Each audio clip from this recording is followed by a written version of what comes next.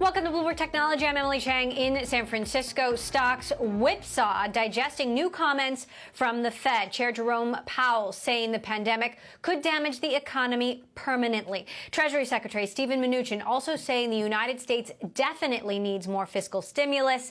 The U.S. now nearing 2 million people infected by COVID-19. Dr. Anthony Fauci warning the outbreak is far from over, but reopening continues slowly. Apple has set a date for June 15th for select employees to start returning to the office. Tesla also hitting new street highs. Joining us now to discuss, Dan Ives of Wedbush Securities. Dan, Tesla hitting $1,025 a share, this despite factory shutdowns due to the pandemic. What is driving that, and is that the right mark?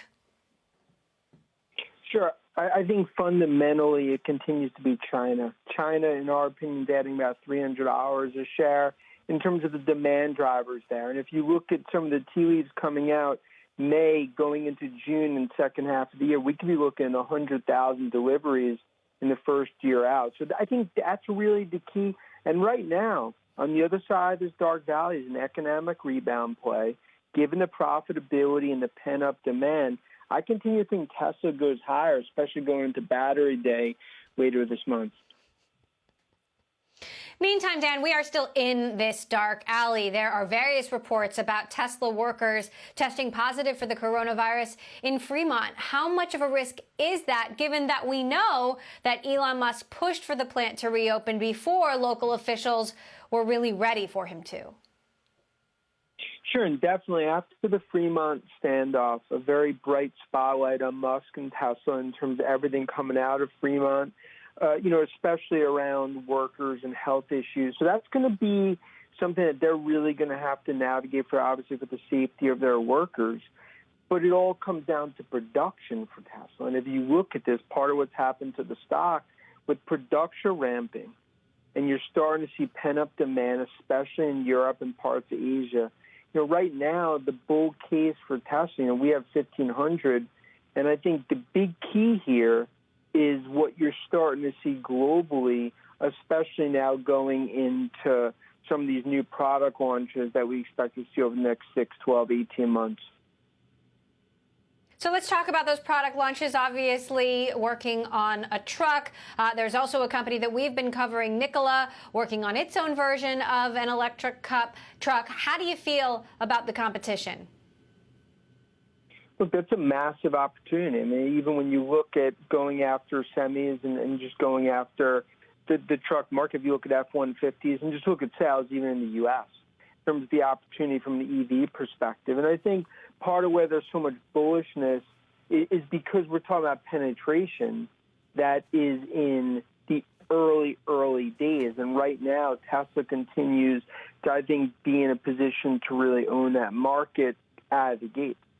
And that's something from a total addressable market that adds another 10, 15% to the overall market opportunity for Tesla. That's why there's such a focus on Musk and Tesla on the semi side, and especially on the Cybertruck, when you look at pre-orders that are going to start to approach 700,000-800,000.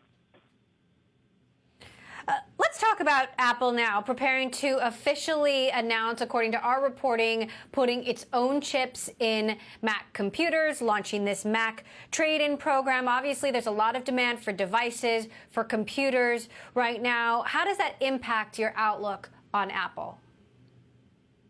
Yeah, and we can talk, obviously, about Musk and Tesla, how they've navigated the storm. I think when you look what Cook and Apple have done, it's really one for the history books for Apple, and it's helped them navigate through the services business. That's really been the Rock of Gibraltar for them. But now on the drum roll into iPhone 12, into 5G supercycle, and, of course, on the chip side, more and more ownership of their devices. And that's something you're going to see vertically continued for Apple. And this is really what I believe is going to be the next leg of this growth story, which is why I believe this is a stock that's obviously navigated. But I think a year from now, this stock has a 4 in front of it. That said, there are a lot of people around the world hurting right now. Unemployment is high and the economy is officially in a recession. How does that impact the demand for $1,000 plus phones and, very expensive computers. Yeah, and it clearly does, and that's something that I think the street started to factor in with numbers, and that's very important because numbers have come down in terms of iPhone units anywhere from 15 to 17%. But I believe now when you start to look at the SE, the lower price phone, which is gaining a lot of strength, especially out of China, that's going to be key right now because even though some of the demand cuts will happen, just given the soft backdrop, it comes down to the pure numbers that the street's focused on. 350 million of the 950 million iPhones worldwide have not upgraded their phones in 3.5 years. So massive pent-up demand going into next year and a half, and that's going to be the next key for Apple to monetize that, especially with this product cycle coming later this year. Now, just how big do you think Apple can get in terms of, the market high? I mean, I remember reporting here as Apple was approaching that $1 trillion market cap. You're looking ahead to a $2 trillion market cap, and yet we're facing all of this uncertainty. Despite the uncertainty, what makes you think that Apple can get there, and how soon? Sure, it's really the strong that have gotten stronger. If you look at Apple, the key piece is services. We believe services business is worth between $500 and $600 billion. Then you look at the next piece in terms of obviously the core iconic iPhone franchise. That's something where there's going to be further monetization of that, especially also even tangential on the AirPods side. We believe 85 million units this year versus 65 million last year. I go out a year, I think a year or earlier, this is a $2 trillion market cap, and I think Apple is one the stock continues to get re-rated. And even though investors, the haters, scratch their head, it comes down to a pure re-rating of Apple stock. Well, we will have you back to see if that prediction comes true in a year or earlier. I want to talk to you about Cloudera, another company that you follow, the cloud services company. Bloomberg reporting Cloudera fielding takeover interest. What's your take? I think this is the tip of the iceberg in terms of a massive consolidation theme across tech, across software. I think you look at Cloudera. Obviously there's been a lot of pain since that Hornetworks acquisition. I think management's done a good job to get to this point, but this is what I would view as a prime acquisition candidate for a strategic or a financial buyer, and that's why I think you're seeing investors react to this. But importantly, I think this is just the first of a start of a consolidation spree that we're going to see in software over the next 6 to 12 months. All right, Dan Ives, Wedbush Security. Always good to have you here on the show, Dan. Thank you so much for stopping by. All right, coming up, as humans have been sheltering in place, so have their pets. Coming up, we're going to speak to a company with pet owners flocking to their site to shop for their furry friends. The CEO of Chewy joins us next. This is Bloomberg.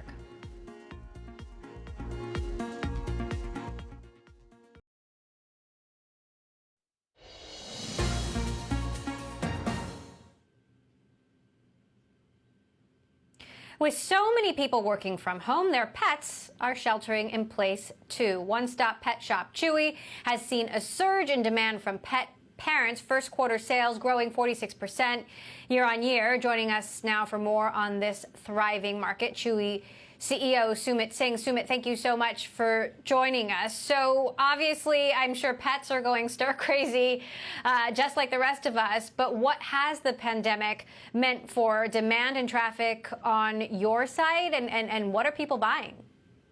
Yeah, it's good to be here, Emily. Nice to talk to you. So look, I think the pandemic is proving, pets and the category to be essential. Of course, we treat pets as family members, and pet parents are flocking to the website to ensure that they have both essentials. And what we're also seeing is the rapid rise in adoption and fostering during this time. People have time, they crave companionship. And so there's more pets in the household and more time to spend with those pets. So all of that is driving demand to the website. And we're proud. I mean, we're proud to be serving so many millions of pet parents. We have 15 million or over 15 million pet parents who we serve during this time. And clearly the results are evident that we delivered. Meantime, you've launched a new campaign, Pets Bring Us Together, which is, of course, a good excuse to roll some cute video of real-life people and their pets that you've shared with us. Which of these trends stay and which don't? What does the new normal look like for you? Yeah, we rolled that video together because, of course, pets, we realize pet is an emotive category, right? It's the only category where customers refer to themselves as pet parents.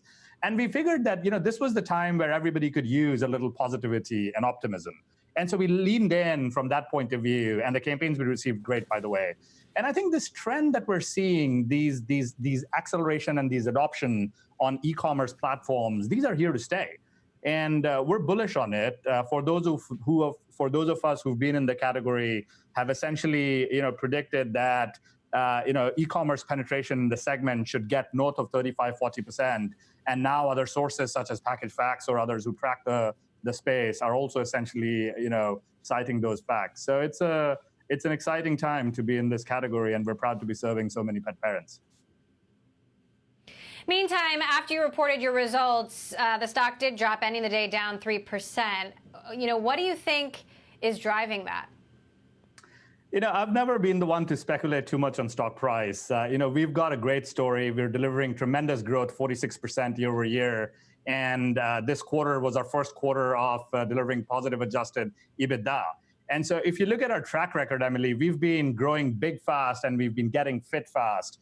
And I believe that's really, a point that investors are focused on, and they will appreciate the way that we're operating here in a really large market size, $100 billion market, where the secular market is growing at 5 to 7%, but a company like ours is dramatically shaping that market and growing, as you saw, 46% year over year in Q1. So we're out there in creating this kind of one-stop pet shop, and we're focused on our mission.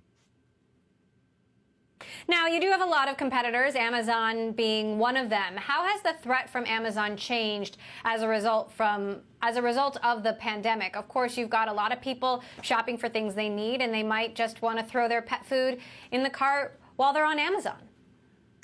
The proposition, that Chewy offers, so our mission is to be the most trusted, convenient destination for pet parents. And really in this category, which is highly emotive, and customers who can come to our website, we are a one-stop pet shop. There's 17,000 Chewtopians focused on delivering the best experience as it comes to this category and serving pet parents. And that effort and that focus and the way that we engage customers really, really drives customers to our website. And once we engage you, we retain you for long periods of time.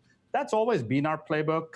In addition to food and supplies, we offer healthcare, which is essentially really, really important during this time as well. So we believe that the mousetrap that we have and the way that we engage customers and retain them provides a powerful mechanism for us to spin that flywheel of growth and deliver the profitability. I wanted to ask you about that new healthcare vertical. You launched it a couple of years ago. Obviously, we know telehealth has seen a huge boom in the middle of the pandemic.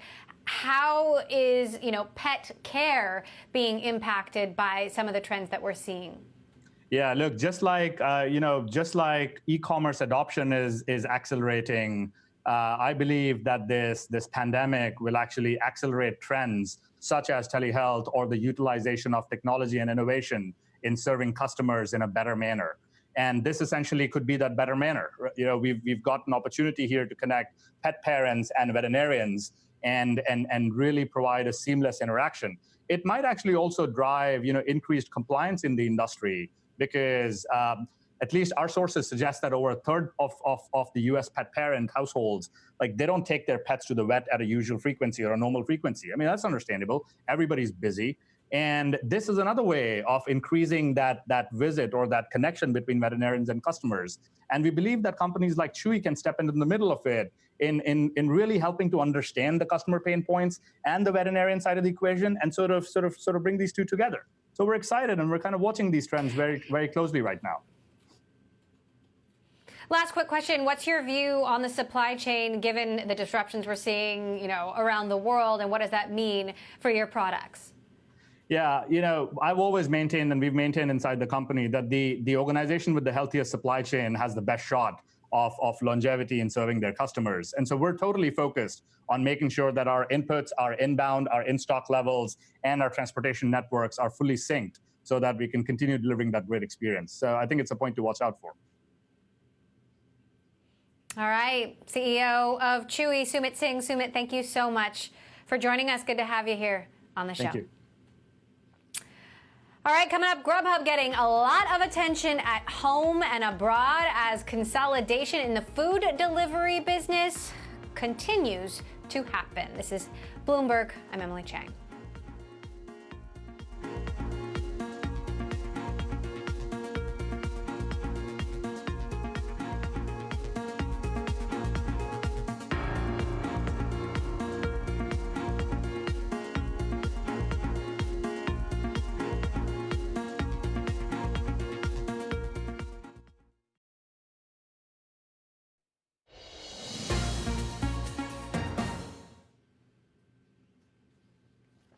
Welcome back to Bloomberg Technology. Grubhub now has multiple interests in potential takeovers, not just from Uber, potentially, but also from overseas. And another contender, Just Eat Takeaway in New Amsterdam. Just Eat's move is a bid to launch itself in the United States and become a major rival to Uber. I want to bring in D.A. Davidson Managing Director Tom Forte. And Tom, we are seeing reports that Uber is now no longer interested in Grubhub. We're continuing to follow developments there. Uber had been in talks to take over Grubhub. You know, we don't know if that's happening. The talks have been going on now for a very long time. But now this new interest from Just Eat. What's your take? So my take on it is as follows.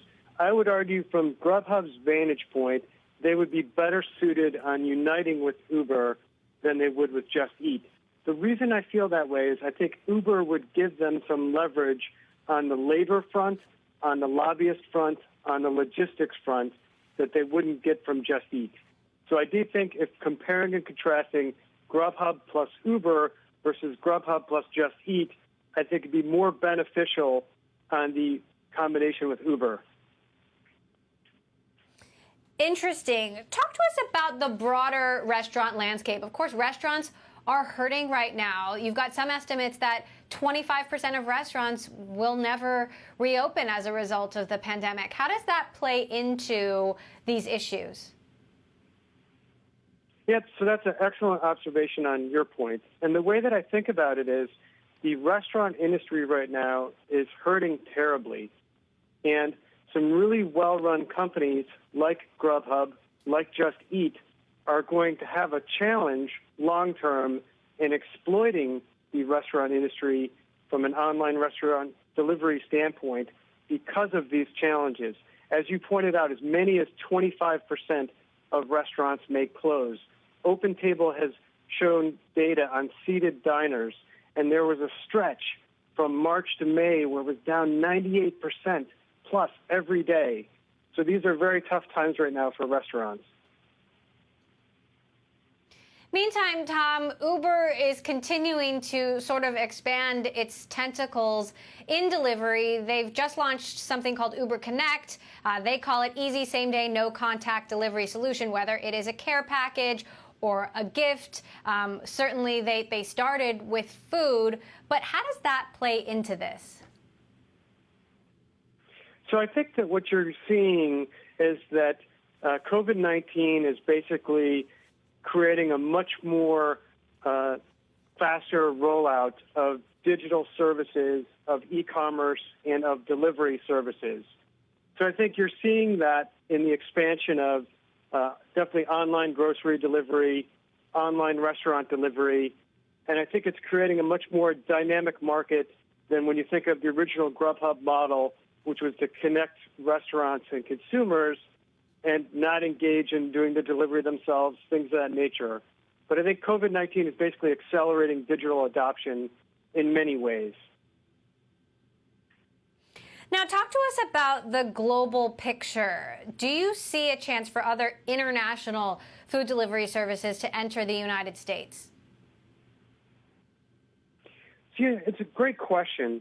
And I think a lot of investors expect consolidation in the U.S. market on the notion that as a monopoly or duopoly, the companies that are running that will have much better economics and be able to generate more profits and more margins.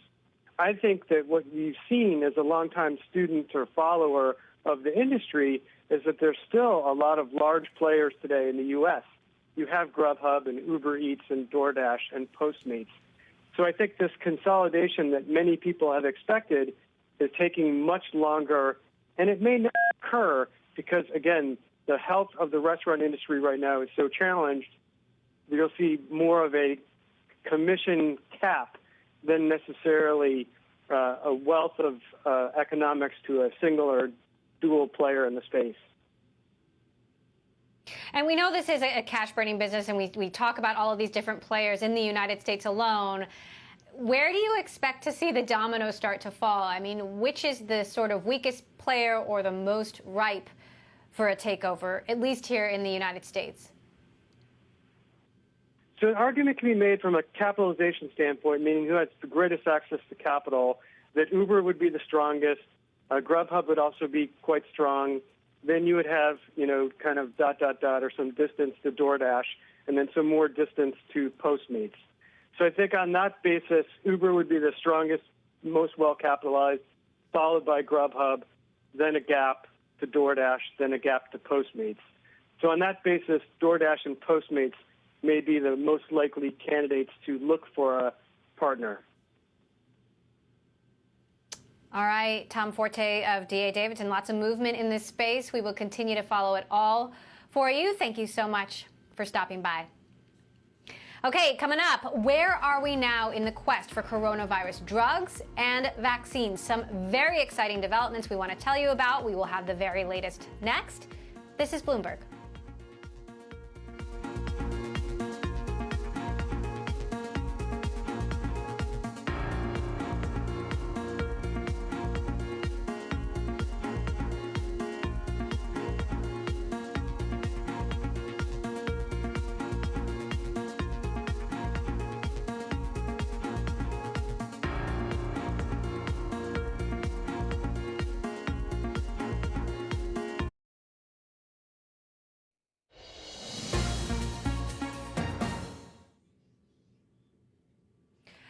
Welcome back to Bloomberg Technology. We have some breaking news now out of Amazon. Amazon saying it's implementing a one-year moratorium on the use of its facial recognition technology by police. This technology has actually been very controversial over the last couple of years. Amazon has said this moratorium will allow Congress to develop the appropriate rules. Amazon is ready to help. Obviously, this in light of nationwide protests of police brutality, racial injustice across the country. We know that IBM also announced yesterday that it's getting out of facial recognition technology, given the wide range of issues that it surfaces. We'll continue to follow this story, but a pretty significant development that Amazon is putting this one-year moratorium on police using their facial recognition technology. Meantime, I want to talk about vaccine developments. It's been half a year since the world first came to know COVID-19, though it feels much longer than that, doesn't it? The U.S. government is now reportedly planning to fund and undertake phase 3 trials of 3 experimental vaccines this summer. This would mark the final stage of testing. So, does that mean a vaccine will be available by the end of the year to the mainstream public? Joining us now to discuss, Bloomberg's Michelle Cortez, who covers healthcare and joins us now with the latest. So, Michelle, there's so much news happening about this every single day. Where are we right now? Right. Well, there are very few things when it comes to this virus that we can say for sure. But the question that you posed right there is an easy answer. Will we have widespread vaccine for the masses before the end of this year? Unequivocally, no. There's no possible way we can get it to that point. The hope is that we will start seeing positive news out of the pivotal trials that are just starting this summer, as you laid out, and perhaps some of the earlier stage trials, so that by the end of the year, we might be able to start protecting some of our most vulnerable adults. That said, Dr. Fauci has sounded quite optimistic that we would have, multi-millions of doses and that it might come sooner than we expect. So how do we sort of square those comments with the reality? Right. Well, so that is true. And the federal government is working hand in hand with the industry to basically smooth out. I mean, it's like an Olympic curling group that's happening, like just smoothing the ice out for these different vaccines that are in development. There are about 120 different vaccines that are in development, anywhere from 120 to over 200. So if we can get there, we will. But the issue really, Emily, is manufacturing. There just is not capacity. We already make a lot of vaccines for the world to treat everything from whooping cough, measles, polio, and there's not a lot of excess room to start cranking out billions of doses, which is what we're going to need. So even if everything goes really smoothly, by the end of this year, we'll know whether or not we're going to have a vaccine. But to actually make it widely available to all the people who want it, that's the thing that people aren't quite getting. But we'll know whether it's going to work. We just won't actually be able to all go roll up our sleeves. Now, Michelle, hang on for just a second. We've got some breaking news to tell you about to our earlier conversation. Just Eat Takeaway, we have now confirmed, will buy Grubhub in an all-stock deal. The offer implying about $75.15 a share. I assume this means that Uber may be out of contention. There have been reports that Uber is no longer interested, and we know that Uber was talking to Grubhub for a very long time, but a deal had not materialized. But again, the European food delivery company Just Eat Takeaway to buy Grubhub in an all-stock deal. Will continue to follow and monitor these headlines as they roll in. Michelle, obviously food delivery has been a lifeline for a lot of people as we've been continuing to shelter in place. And there are still a lot of concerns about the virus and a lot of unknowns about how it's contracted. I mean, just today we had the World Health Organization trying to walk back comments about asymptomatic transmission. How do the continued unknowns about how the disease is transmitted impact the vaccination development process? Well, so that's a great question as well. The thing is that if you don't know who is the most likely to pass the disease along, then maybe you don't know which groups are most in need of getting vaccinated. Certainly, we're seeing the early stages where the most high-risk people will be the ones who are in line to get vaccinated. Those aren't necessarily the people you might think. Healthcare providers, for example, probably won't be the very first people because when you develop a vaccine this quickly, there are potential risks that come along with it.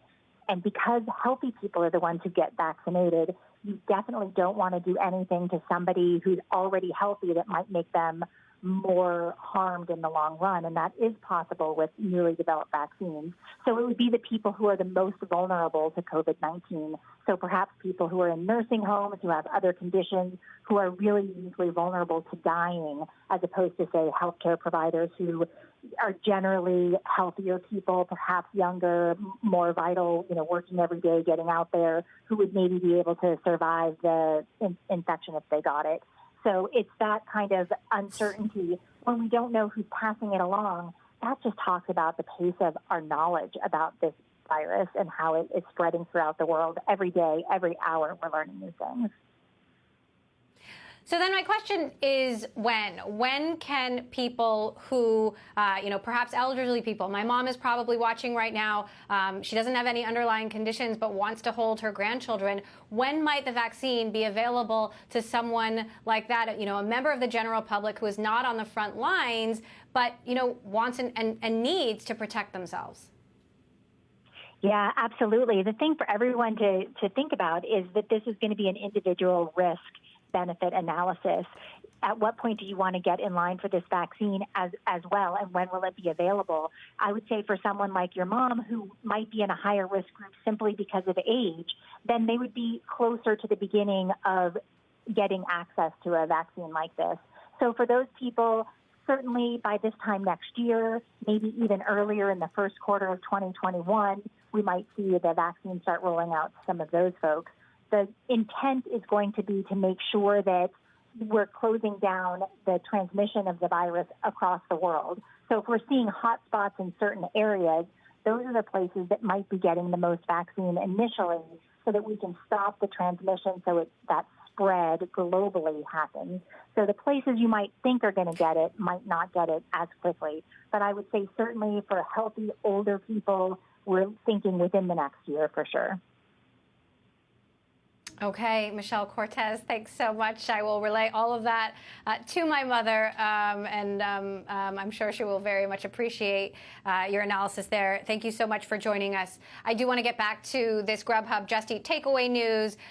We have confirmed that Just Eat Takeaway will buy Grubhub in an all-stock deal. We know now that the CEO of Grubhub will join the Just Eat Takeaway board. Grubhub is expecting this deal to be completed in the first quarter of next year. Now, Tom Forte of D.A. Davidson, who we were speaking to earlier about this, did mention the possibility of some regulatory concerns. So we'll have to see if the government raises any issues here. But investors seem to be excited. Grubhub rising 7% after hours on the back of this deal being announced. And, at this point, it seems like Uber is out of the running. We know that Uber was in talks for months with Grubhub of about a $5 billion plus deal. That apparently not happening, though I suppose Grubhub could potentially field some competing offers. We will continue to follow this story as it develops. Grubhub shares again up 7% after hours.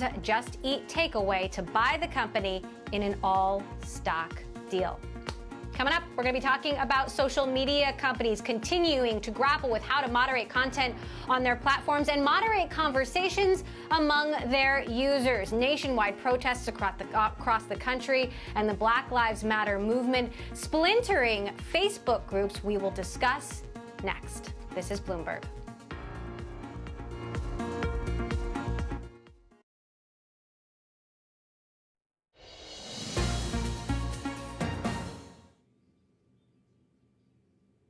Facebook is encouraging group administrators to consider adding people of color as moderators. Groups which are essential to Facebook's business strategy have struggled to facilitate conversations about race and the Black Lives Matter movement as protests continue across the United States. How are other social media companies responding? Joining us to discuss, Siva Vaidyanathan, Robertson Professor of Media Studies and Director of the Center for Media and Citizenship at the University of Virginia. He's also the author of Anti-Social Media, How Facebook Disconnects Us and Undermines Democracy. So a small hint there, Siva, about your take on this. But how do you think Facebook in particular is handling the latest situation? Obviously, we've seen a lot of, potentially positive discourse as these groups have allowed people to discuss these things, but groups exploding as well over differences in views. Well, look, we're at a moment at which political organization from all points of view is more enabled, more empowered than ever. And Facebook is a big part of that, right? Facebook is a great way, perhaps the best we've ever had, to find like-minded people and motivate them to take some sort of action. And so we can see that when people organize protests in the streets right now, they're more often than not using Facebook to find people to join them and rolling out their plans on Facebook. It's extremely easy. The Facebook worked the same way with the Women's March in early 2017, and it's worked for groups both left and right over the years. Facebook is an amazing tool for motivation, but democracies need more than motivation. Democracies need deliberation as well. Facebook really undermines deliberation. It filters us, it segments us, it also riles us up, right? The sorts of material that gets amplified on Facebook tend to favor strong emotions.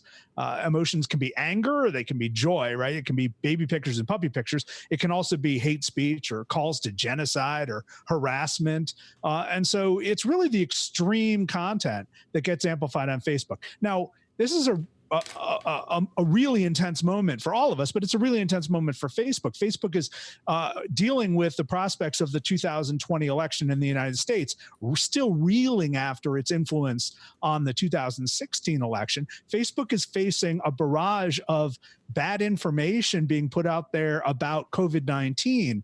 Facebook groups devoted to vaccine denial, Facebook groups devoted to all sorts of myths and lies about COVID.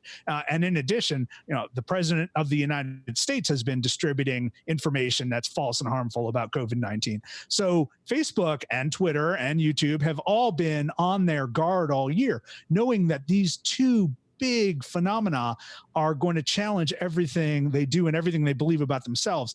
And now along come these protests against police brutality, and it brings it up to another level.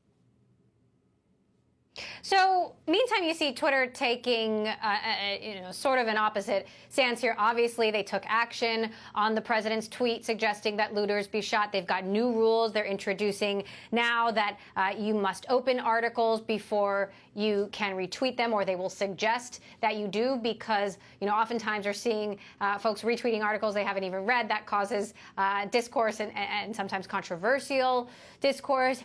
I mean, what do you think? Let's start with Facebook. What could Facebook be doing better? Or, as some folks have said, has the monster already been created? Is the genie already out of the bottle? Yeah, I mean, in a lot of ways, Facebook is too big to fix right now. Facebook has 2.5 billion users around the world, constantly posting in more than 100 languages. That's a system that's too big to govern. It's a system where it doesn't matter how good your artificial intelligence is, doesn't matter how many humans you hire to filter through all of the hate speech and the threats to rape and the threats to kill. You just can't catch it all. You can't catch all the live moments. So it's not that Facebook is a lost cause, but every effort that Facebook makes internally to try to clean itself up is cosmetic, right? It doesn't really get to the heart of the problem. Twitter's been interesting. Twitter is a lot smaller. Instead of 2.5 billion users like Facebook has, Twitter has 330 million users, and they're largely concentrated in North America and Western Europe. So Twitter has been willing to experiment. Also, the folks who run Twitter are a lot less sort of bullheaded than Mark Zuckerberg is, now, a lot less ideologically committed. So they're experimenting with a lot of different ways of handling the current mix of crises. Twitter has, as you said, put a sort of fact check link underneath one of Trump's tweets that incited him and sent him off in a big tizzy. But it was pretty useless and harmless. I mean, who's going to click on that thing anyway? I didn't really understand the point of that. But again, it was an experiment. See how many people click on that to find the truth about, for instance, mail-in voting and the prospects for fraud, right? Because we do actually have a record on that. And then the next tweet that Twitter interfered with or intervened about was a fairly dangerous call for state violence by the president. And he was explicitly violating the rules that Twitter expects us all to follow. You and I can't call for violence against anybody on Twitter, or our accounts will be canceled almost immediately. But of course, there are different rules for world leaders and different rules for Trump. So they covered one of the tweets, right? Twitter covered one of the tweets that called for state violence, and then insisted that if you want to see the tweet, you have to click through. And to do that, of course, you have to read that this tweet violates Twitter's policies. Then once you got through there, Twitter forbade anyone from commenting on it or liking it. You could retweet it, but to retweet it, the next person would still see that cover. So it was a pretty clever way of handling one particular tweet. It hasn't really been repeated. And again, Twitter's sort of experimenting with a variety of different ways to handle not just Trump's problems, but all sorts of shenanigans going on Twitter, because we know that Twitter, like Facebook, will be a platform for all sorts of disinformation and misinformation, not just about COVID, but about the election coming up in November. Talking about that, we can assume that President Trump is going to test the waters and figure out where these companies are going to try to draw the line, potentially over and over again as we lead into the election. I mean, how do these companies manage that? And, does that then create even more sort of flashpoints and distraction from the actual issues, the health crisis we're in, an economic crisis, a social crisis? I mean, what you're describing is a whirlpool of of expression. It's a cacophony. We're living in a cacophony already, right? Our phones are buzzing and beeping. We each have 3 or 4 different communication applications open on our desktops at any given time. It's madness right now, trying to make sense of the world. On top of that, we have world leaders like Jair Bolsonaro in Brazil and Rodrigo Duterte in the Philippines and Narendra Modi in India and Donald Trump in the United States, who take advantage of this environment by flooding our information ecosystem with more stimuli, more distractions, more extremism, knowing that the harder it is for us to hold a coherent thought, the harder it is for us to mount a coherent argument for or against any policy, for or against any movement. And, that ultimately undermines democracy in a pretty serious way, although an indirect way. It limits our ability as citizens to think seriously like grown-ups about serious issues, right? We're basically chasing the latest tweet, chasing the latest wacky thing that comes out of the White House, and that just doesn't do anybody any good, right? It's because there are some serious things going on, but it's almost impossible to get through a day without being totally waylaid. And Facebook is the most pervasive media system the world has ever seen. No one has ever lived at a time where you could communicate with this many people this easily. And so it is contributing directly to the cacophony. It's designed to amplify strong emotions. And so it's contributing to and amplifying cacophony. Preaching to the choir, Professor, here on Bloomberg Technology. That is the name of our show. We are having to follow that chase on a daily basis. Professor, thank you so much for joining us. Siva Vaidyanathan of the University of Virginia, good to have you here on the show. Okay, coming up, Apple setting a date, June 15th, for select employees to start coming back to headquarters. Our own Mark Gurman will be with us next.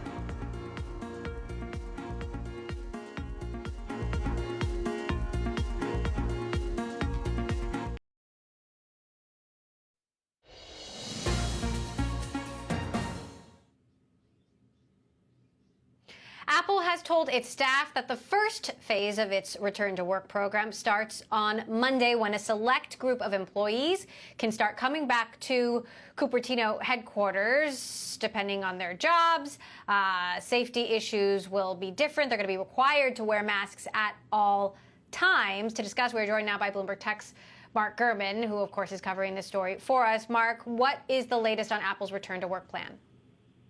Yeah, thanks for having me. So what they're calling officially a phase 1 return, so a limited amount of people, or the first wave of people returning to their headquarters, like you said, is happening June 15th. But it's important to note these are not the very first people returning. There have been engineers and executives returning already for weeks, if not months. There were people who were basically at the Apple Park campus already the whole time during the quarantine period and the height of COVID-19.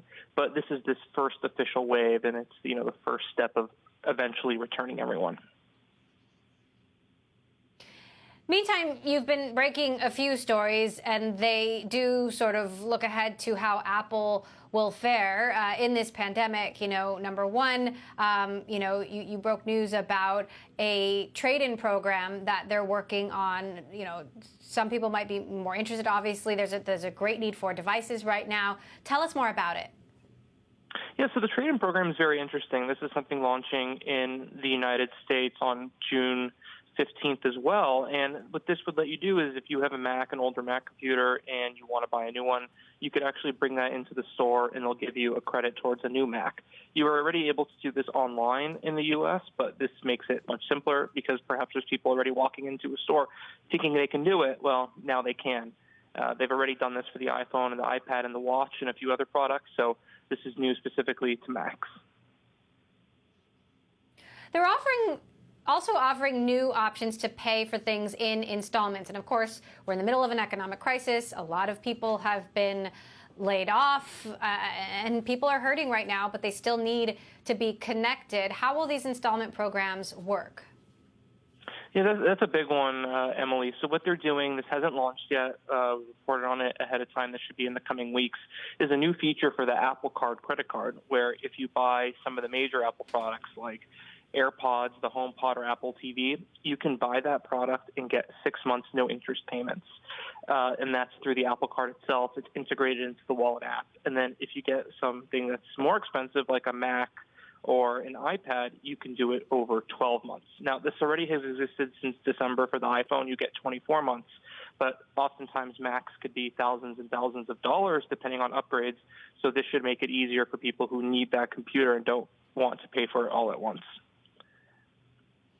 Okay, a lot to digest. Mark Gurman delivering, as always. Thank you so much, Mark, for calling in today. And thank you all for watching this edition of Bloomberg Technology. I'm Emily Chang. Bloomberg Daybreak Australia is next. This is Bloomberg.